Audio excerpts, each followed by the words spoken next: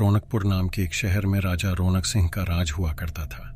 वो हमेशा अपनी प्रजा के हित में कार्य किया करते थे। वहां की प्रजा बहुत खुश रहती थी।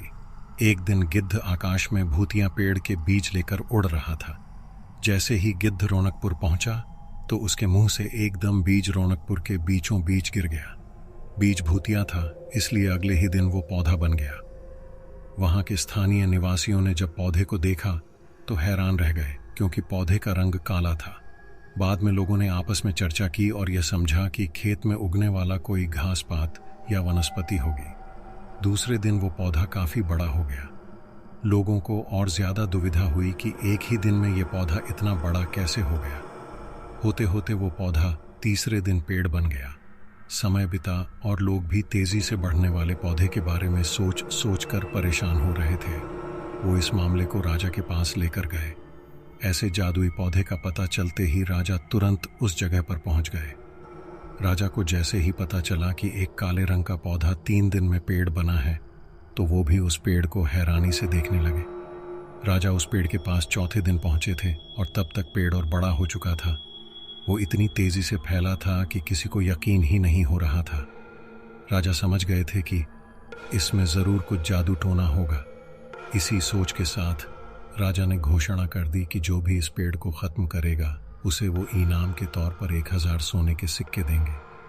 यही नहीं, राजा ने यहाँ तक कहा कि पेड़ को खत्म करने वाला व्यक्ति मेरी मृत्यु के बाद मेरी राजगद्दी पाने का हकदार भी बनेगा। इतनी बड़ी घोषणा सुनने के बाद हर कोई पेड़ खत्म करने के लिए अपना दिमाग लगाने लगा। राजा के सारे चतुर मंत्रियों ने भी तरकीब लगाई, लेकिन पेड़ को कोई भी नष्ट नहीं कर पाया। किसी ने पेड़ के आसपास आग लगवाई तो एक मंत्री ने उस भूतिया पेड़ को हाथियों तक से खिंचवाया, लेकिन पेड़ को कुछ भी न हुआ। अब लोगों के मन में डर बैठ गया और उन्हें लगा कि पक्का यह ऐसा वैसा नहीं बल्कि भूतिया पेड़ है। तभी उस गांव के एक समझदार व्यक्ति को राजा की घोषणा का पता लगा। जानकारी मिलते ही वह अपने गुरु के पास भूतिया पेड़ से जुड़े रहस्य को जानने के लिए पहुंच गया। गुरुजी ने अपनी ध्यान की शक्ति को एकत्र करके देखा और उससे पूछा, क्या तुम पेड़ को खत्म करना चाहते हो? समझदार व्यक्ति ने जवाब दिया, हाँ गुरुजी, सब उससे परेशान हैं। गुरुजी ने बताया कि उसे खत्म करने का एक ही तरीका है।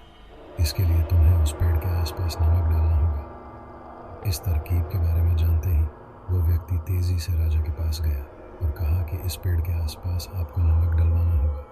ऐसा करने पर ही यह पेड़ खत्म होगा। राजा ने अपने सैनिकों को ठीक ऐसा ही करने को कहा। सैनिकों ने मिलकर पेड़ के चारों ओर खूब सारा नमक डाल दिया। नमक डालने के एक दिन बाद ही पेड़ का आकार कुछ कम हुआ। होते होते 5वें दिन तक पेड़ एकदम छोटा हो गया। उसके बाद गलकर वो गायब ही हो गया। उस व्यक्ति की तरकीब काम कर गई और राजा ने खुश होकर उसे इनाम की 1000 सोने की मोहर पहले दी। उसके बाद एक पत्र दिया जिसमें लिखा था कि वो राजा के मरने के बाद उनकी गद्दी को संभालेगा। वो समझदार व्यक्ति खुश होकर अपने घर चला गया। कहानी से सीख ऐसी कोई मुसीबत नहीं होती जिसका समाधान न किया जा सके। जरूरत है तो बस धैर्य और समझदारी की। अगर आपको हमारी कहानी अच्छी लगी हो तो हमारे चैनल को सब्सक्राइब करें और लाइक करें। मिलते हैं अगले वीडियो में।